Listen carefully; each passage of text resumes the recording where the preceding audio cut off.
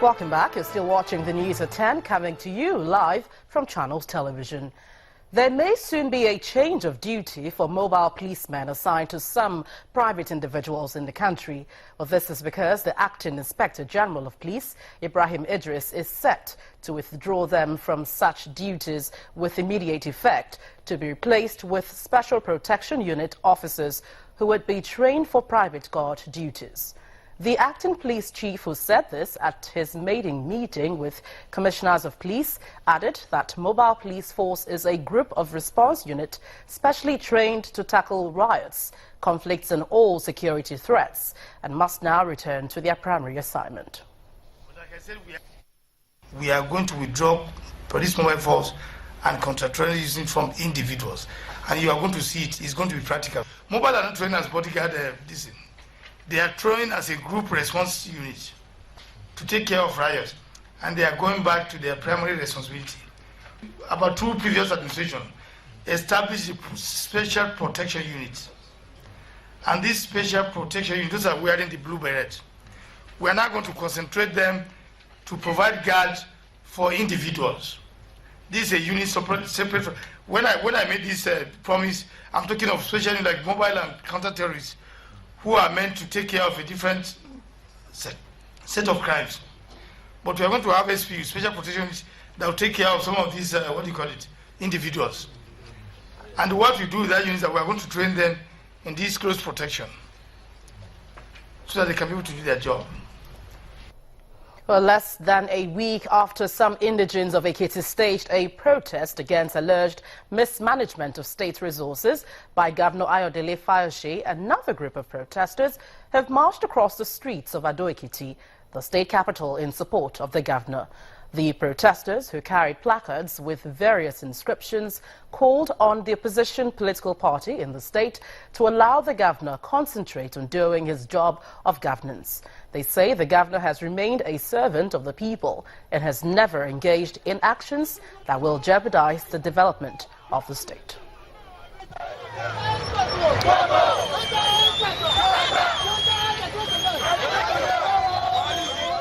Governor Fayose remains the only governor that's the voice of the voiceless, the hope of the hopeless, and it should not be silenced by intimidation, harassment, or any kind of threat. And I believe I stand against the use of media without the convict of court order. I believe in the efficacy of 3 Ps, which is people, power, and possibility. We are the people. When we support the governor, we will have more power, and by that, we will make everything possible. But in as much as we don't support corruption, we hereby employ the president of this noble country to ensure that the corruption application should not be selective. And that's it from Abuja. It's back to you, Gimbar. Gloria Almezoke, many thanks indeed. The Ministry of Defense has refuted media reports alleging ownership of properties by the Chief of Army Staff in Dubai. In a press statement, the Principal General Staff of the Ministry, Brigadier Mohammed Ahmed, says that the report is only aimed at tarnishing the image of the Army Chief. A part of the statement reads, the Ministry of Defense views this as an attempt by unpatriotic and disgruntled elements to distract the leadership of the Nigerian armed forces from the successes of war against terror, particularly in the northeast. The statement also adds that Lieutenant General Tukur Buratai has declared his assets before the Code of Conduct Tribunal. Nigeria's Finance Minister, Mrs. Kemi Adeosun, has urged state governments to generate internal revenues in their various states and not only rely on federal allocation. Mrs. Adeosun, who was speaking to Channels Television Sunrise Daily, also stated that the federal government plans to attract private sector investments in infrastructure development. What are the reasons why, if the local is more expensive, what's making them more expensive? And usually it's the infrastructure costs, and that's what the government is trying to address with the budget. Because if I'm just inefficient and expensive, then it's unfair for us to say you must buy local. If local is double the price of imported, it doesn't make any sense. So what we've got to do is look at what are the issues around competitiveness that are making local expensive and address them. And we're doing that with the hard infrastructure, which is the roads, the rails, the power. And I think Dr. Teriba made that excellent point in his submission that government spending on capital is not going to be enough. And we accept that. Our idea is to point the way, but we need to attract private investment in infrastructure, because that's what will bring down the cost of local production and make us more competitive. The Minister of Finance, Kemi Adeosun. Let's now shift gears, may we? Adisha Josh is standing by to take us through. You first. First Bank.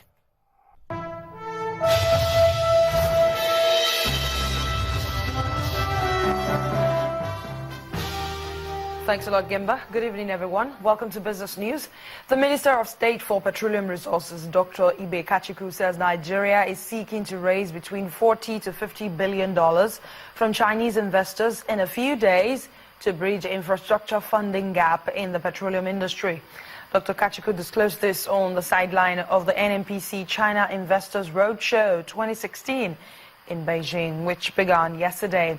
He said the delegation has signed deals worth $8.5 billion with North Huajing Chemical Industries Group Corporation and the China North Industries Group Corporation, Norinco. Dr. Kachiku added that Nigeria's crude oil output has risen to 1.9 million barrels per day and will rise further to 2.2 million barrels by next month once repairs are completed.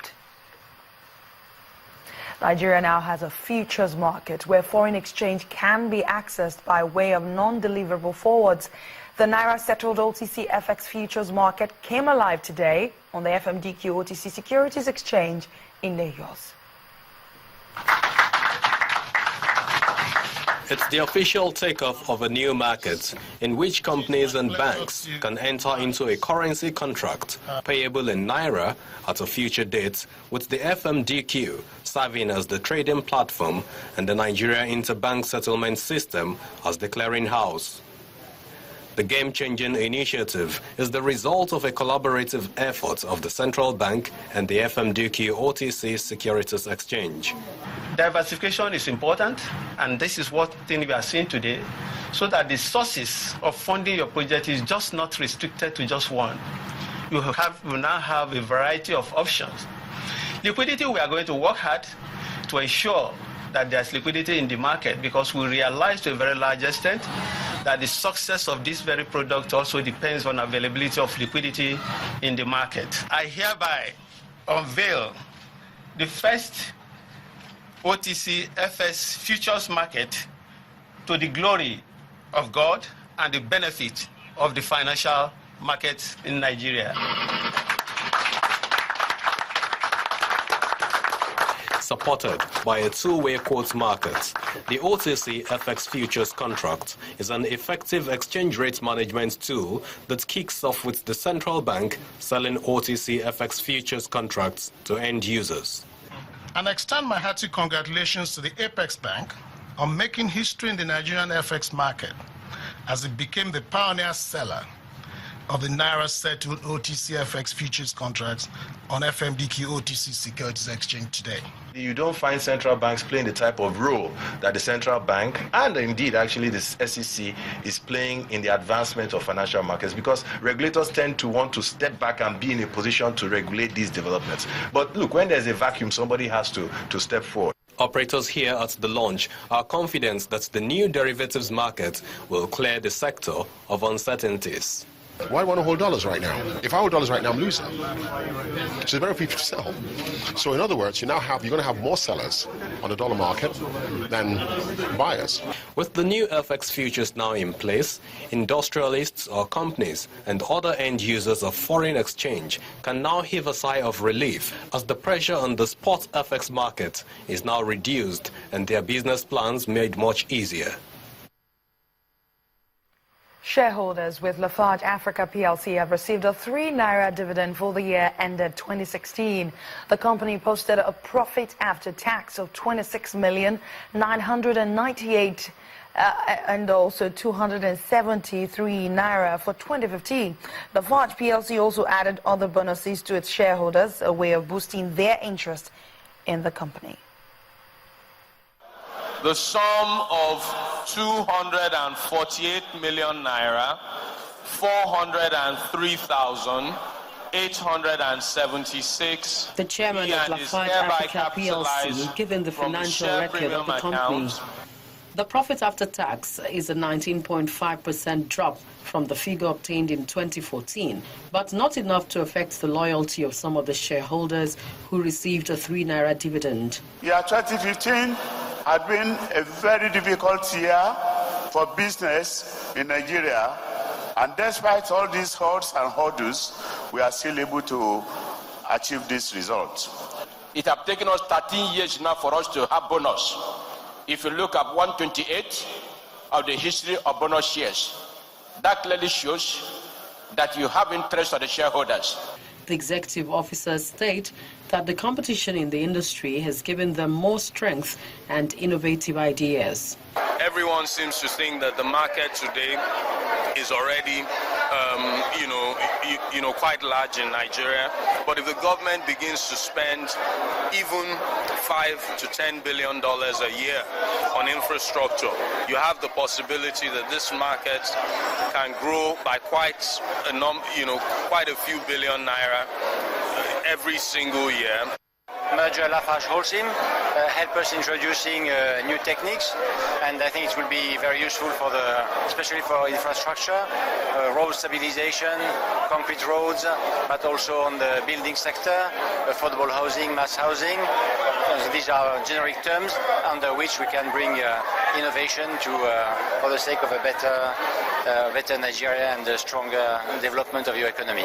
We have always had growth from the individual home builder, so the Nigerians building homes, and we also see growth coming from the industrial construction side. The cement company plans to sustain its corporate social responsibility, especially in communities where it operates, while promising a solid future for its shareholders and customers. And still ahead on the news at 10, the bearish note at the Nigerian equities market continues as profit-taking by investors is seen at the close of today's trading. We have details for you in just a moment.